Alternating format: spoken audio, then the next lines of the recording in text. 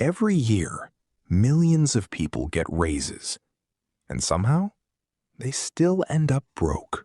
The reason has almost nothing to do with money and everything to do with psychology. Sarah earned $78,000 a year. She wasn't reckless. She wasn't irresponsible. She didn't gamble. She didn't have an addiction. And yet, she had just $900 in savings. What happened next explains why most people stay broke, no matter how much money they make. No investments, $11,000 in credit card debt, and if her car broke down tomorrow, she genuinely doesn't know how she'd pay for it. Now here's where it gets interesting. Because your first instinct right now is probably, she just doesn't earn enough. But here's what you don't know yet. Sarah has gotten 4 raises in 8 years. Her income didn't stay flat. It grew by $31,000. $31,000 of extra income arrived over 8 years. Her savings grew by $200. The money came. Every single time, it disappeared. And Sarah cannot tell you where it went. This isn't a story about Sarah's income.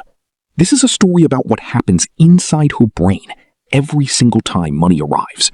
And once you understand that mechanism, You will never look at your own finances the same way again. I'm Alex, and every week I break down the hidden psychological forces that quietly decide who builds wealth and who stays stuck. Not the obvious stuff, not spend less than you earn. The deeper stuff, the patterns running underneath that nobody ever talks about. Here's what I found. Financial problems are almost never math problems. They are psychology problems wearing a math costume. And the reason most people never solve them is because they keep attacking the math, the budget, the spreadsheet, the savings plan, while the psychology underneath keeps undoing everything. Today, we're going to break down 5 psychological patterns that are almost certainly costing you more than any single expense on your bank statement. And I want you to watch yourself in each one. Because Sarah's story, I promise you, is not as far from your own as you might like to think. Now, let's get into the psychology, because nobody teaches you this. Not in school, not at work, not by your parents. Because your parents were running the same patterns. So let's fix that right now. Before you ever earned your first dollar, your brain already had beliefs about money. Not beliefs you chose, beliefs that were installed. Think back to when you were a child. What did you hear about money at home? Was it, we can't afford that? Money doesn't grow on trees. Rich people are greedy. We're not the kind of family that has a lot. Or maybe money was never discussed at all, which is its own kind of script. Silence around money teaches you that money is something to be ashamed of, something to avoid talking about. These observations, these conversations you overheard, these emotions you absorbed, they became your money beliefs. And those beliefs became your money behavior. Psychologists call this the money script, and it runs in the background of every financial decision you make, completely without your awareness. There are 3 money scripts that show up more than any others. The first, money is the root of all problems. People running this script subconsciously resist accumulating money. Wealth doesn't feel like freedom. It feels like a target on your back, a source of conflict. So they spend it away before it can become a problem. The second, rich people are greedy. People running this one have an identity conflict with becoming wealthy. Deep down, they don't want to be the kind of person they've been taught rich people are. So their brain quietly works against its own financial progress. The third, we're just not the kind of people who have a lot of money. This one is an inherited ceiling, a belief about which category of human you belong to. And the brain is extremely good at keeping you inside the category it believes you occupy. Now, here's the line I need you to hear. You didn't choose these beliefs. They were installed without your permission. And they have been running in the background ever since, quietly shaping every financial decision you make. Sarah, Her parents argued about money constantly, loudly, regularly. In her house, money meant tension. Money meant stress. Money meant conflict was coming. So unconsciously, Sarah never lets money stay, because money staying means the anxiety begins. She spends it before it can become a problem. She has been doing this for 15 years. She doesn't realize she's doing it. That is the invisible money script. But the money script is just the foundation. Because there's a second pattern that kicks in the moment your income starts growing. And it's even harder to escape. Here is something that happens to almost every person the moment they start earning more. Their lifestyle expands to match it. Not because they sat down and decided to spend more. It happens automatically, quietly, almost invisibly. You earn more, so you move to a nicer apartment. You earn more, so you upgrade the car. You earn more, so the restaurants get a little better. The trips a little more frequent. The subscriptions a little more plentiful. Each individual upgrade feels reasonable. You worked hard. You deserve it. But here's what nobody tracks. Let me show you Sarah's raises in real numbers. Year 1, salary $47,000. She moves to a nicer apartment, plus $400 a month. Year 3, salary $53,000. She upgrades her car, plus $280 a month. Year 5, salary $61,000. More dining, a couple of subscriptions, a trip she'd been putting off, plus $350 a month. Year 7, salary $78,000. Bigger apartment, newer car. The lifestyle fully expands, plus $600 a month. Total lifestyle inflation over 8 years, $1,630 a month, above what she originally needed to live well. Total extra income from raises, $2,580 a month, which means the gap, the amount actually available for wealth building, was roughly $950 a month. Amount she actually invested? Zero. Now let me show you what that actually cost her. $950 a month, invested consistently at 8% over 10 years. That's $174,000. That's enough money to completely change someone's financial future, and Sarah never even felt herself losing it. Sarah's actual savings over that same period? $900. The gap between those two numbers, $173,000, didn't go to anything she can point to right now. It went to a lifestyle she barely even notices anymore. Here's the reframe. Sarah didn't waste her raises. She upgraded her life with them, which felt responsible, which felt like progress. But progress and wealth building are not the same thing. When I first understood this, it completely changed how I looked at raises. I used to think a raise meant progress. Now I know a raise is just an opportunity. Whether it becomes wealth or lifestyle depends entirely on what you do in the first 90 days. If you're watching this and you want more of this, the hidden patterns, the real math, the psychology behind money, subscribe right now. This is exactly what we break down every single week. Now here's where the psychology gets really dark, because there's a reason the brain does this automatically, and it goes much deeper than just wanting nicer things. Your brain was not designed to value the future equally with the present. I know that sounds simple, but the implications of it are enormous. Think about it this way. For most of human history, there was no guaranteed future. Tomorrow was uncertain. Next year was almost fictional. So your brain evolved to prioritize today. Immediate reward feels real. Future reward feels abstract. And that gap between how real today feels and how abstract the future feels is enormous. Here's what it looks like in practice. $300 invested this month becomes your future self's freedom. But your brain doesn't feel that. $300 gone right now. The freedom 30 years from now feels like a story someone is telling you. It doesn't feel like money. So every month, without even consciously deciding, Your brain chooses the $300 today because today is real. The future is a theory. Psychologists call this present bias, and it is one of the most powerful forces working against your financial future right now. Here's the loop it creates. Paycheck arrives. Brain immediately scans for reward opportunities. Spending triggers a small dopamine response. Saving triggers nothing because the reward is invisible and decades away. Money gets spent. Next month, the same thing happens. Sarah experiences this every single pay cycle. Always has a reason to delay. An unexpected expense, a thing she's been putting off, a moment of stress that deserves a reward. She isn't weak. She isn't undisciplined. Her brain is doing exactly what it was designed to do. Nobody taught her how to engineer around it. Here's what I need you to understand. This is not a character flaw. It is a design feature. Your brain was built for survival, not retirement accounts.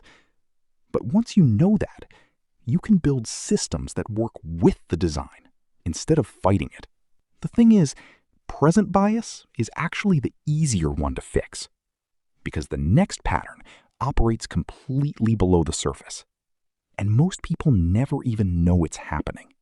Here is one of the cruelest things I have ever learned about financial stress. When you are worried about money, your brain narrows.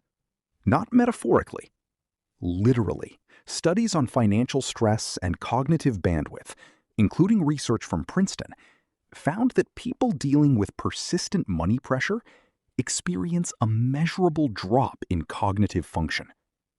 The mental load of financial stress consumes cognitive capacity, the same capacity you need to plan, to think long-term, to resist impulse decisions, to research better options, to focus on career growth.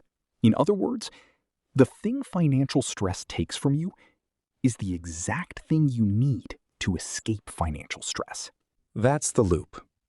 Financial stress reduces cognitive bandwidth. Reduced bandwidth leads to worse decisions.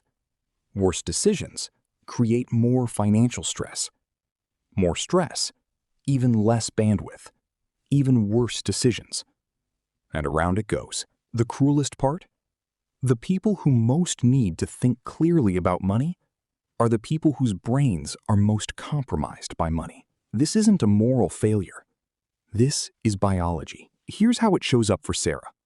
Every time Sarah opens her banking app, she feels a wave of anxiety, so she starts opening it less, which means she loses track of where she is, which means she overspends without realizing, which means the next time she opens it, the anxiety is worse, so she opens it even less.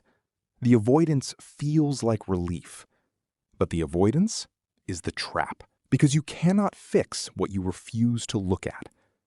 And honestly, this was the hardest lesson for me to learn.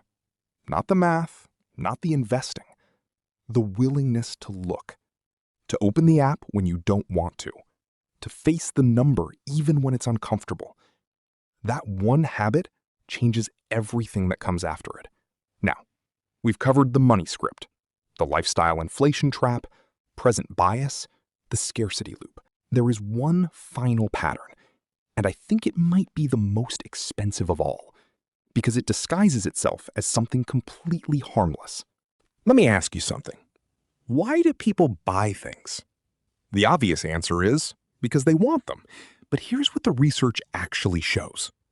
A significant portion of what people spend, especially on non-essential purchases, isn't driven by desire. It's driven by identity. Specifically, the need to confirm or protect a certain image of who they are. Let me show you what that looks like. The person who says, "I'm not the type of person who drives an old car," and stretches for a car payment they can't afford. The person who always picks up the dinner bill, even when it's genuinely damaging their savings, because generosity is part of how they see themselves. The person who buys things after a hard week as emotional compensation, because they work hard and they deserve it. The person who says, "I'm not going to be cheap," and confuses frugality with low self-worth. These aren't spending decisions. These are identity protection decisions, and brands understand this completely. They don't sell products. They sell membership in an identity category. You're not buying Nike shoes. You're buying membership in the category of people who take their health seriously. You're not buying the premium apartment. You're buying the version of yourself that made it. You're not buying the designer bag. You're buying protection against feeling ordinary. The spending feels justified because it feels like self-respect, which makes it almost impossible to cut, because cutting it feels like an attack on who you are. Sarah buys things when she feels bad about her life. Not randomly. Specifically when she feels stuck. When a colleague gets promoted. When a friend posts a vacation photo. When she feels behind. The purchase temporarily quiets the feeling of not being enough. It works for about 48 hours. Then the feeling comes back. The credit card balance stays. This isn't weakness. This is psychology. But it's psychology you are paying for with your financial future. And now, you've seen all 5 patterns, which means the question becomes, what do you actually do?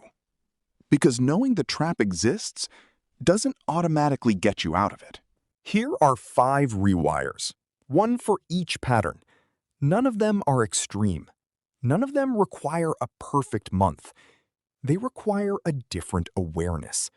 And awareness costs nothing. Rewire 1. Surface the money script. Take 5 minutes. Write down your 3 earliest memories involving money. Not what happened, the emotion. Was it fear, shame, conflict, scarcity, silence? That emotion is your script. And the moment you can see it clearly, separate from your identity, it starts losing its grip on your decisions. Rewire 2. Make lifestyle inflation a conscious choice. The rule is simple. Every time your income rises, freeze your lifestyle for 90 days. Before anything upgrades, redirect 70% of every raise directly into savings or investments first. The upgrade can still happen, just later, after the wealth building starts first. You're not denying yourself. You're sequencing correctly. Rewire 3. Engineer around present bias. Do not rely on willpower. Willpower is a limited resource. It runs out. And present bias is stronger than willpower on most days. Instead, remove the choice entirely. Automate your investments on payday. Before the money touches your spending account, it's already working. You cannot spend what you never see. This is the single most effective financial behavior change most people never make. Rewire 4. Break the scarcity loop. The scarcity loop feeds on avoidance. So the rewire is simple and uncomfortable. Start checking your accounts every day. Not every week, every day. Even when the number is low. Especially when the number is low. Familiarity reduces anxiety. Anxiety reduction restores the cognitive bandwidth you need to make better decisions. You cannot fix what you refuse to look at. Rewire 5. Audit the identity spend. Before any non-essential purchase over $100, ask yourself one question. Am I buying this because I genuinely want it? Or am I buying this because of how it will make me feel about myself? If the answer is the second one, that's the identity spend. Don't fight it. Just pause. Wait 48 hours. The urge almost always reduces. What rarely reduces is the genuine want. Learn to tell the difference.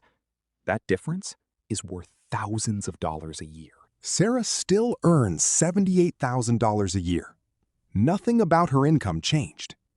What changed was this. She stopped believing her financial problems were math problems. She found her money script, recognized it, saw it clearly for the first time, and separated it from her identity. She automated $400 a month before it ever hit her spending account. She started checking her bank balance every day. even when it made her uncomfortable, until the discomfort faded and the clarity replaced it. She learned to pause before identity spends, to ask the question, to wait the 48 hours. 12 months later, $5,800 in savings, $4,800 in investments, no new debt. Not rich, not yet, but for the first time in 8 years, the money stopped disappearing. Sarah didn't need a bigger salary. She needed a different operating system. And here's what I want to leave you with. Most people spend their entire life believing they have a money problem. What they actually have is a psychology problem, wearing a money costume. The budget didn't work because the script was still running underneath it. The savings plan didn't stick because present bias was stronger than the plan. The raises didn't help because lifestyle inflation consumed them before a single dollar reached an investment account. The moment you understand that, the whole game changes. Because the gap between where you are and where you want to be financially is almost never about what you earn. It's almost always about what's happening in your mind every single time money arrives. Fix the psychology. The money follows. Most people spend their lives trying to earn more money. The people who actually become wealthy spend their lives understanding their own behavior. That's the difference. If you know someone who works hard, earns decent money, and still can't seem to get ahead, share this video with them. It might be the most useful thing you send them this year. And if this changed how you think, subscribe. Because every week we break down the hidden systems and psychological patterns behind real financial freedom. Next week, we're going to talk about the one financial habit that separates people who build wealth slowly from people who build it fast. And it has nothing to do with how much you earn. You don't want to miss that one. I'll see you there.